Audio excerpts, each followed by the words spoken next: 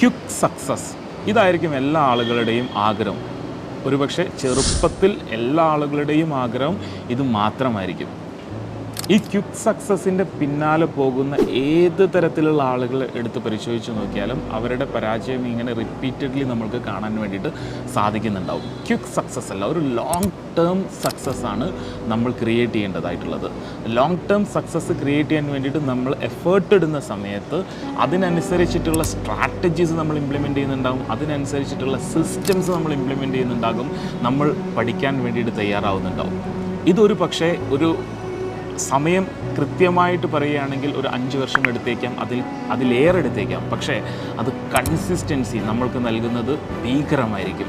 So ഒരു കാര്യം നമ്മൾ ചെയ്യുന്ന സമയത്ത് എപ്പോഴും ശ്രദ്ധിക്കുക, ലോങ് ടേമിലേക്ക് നമുക്കൊരു കൺസിസ്റ്റൻ്റ് സക്സസ് ക്രിയേറ്റ് ചെയ്യാൻ വേണ്ടിയിട്ട്.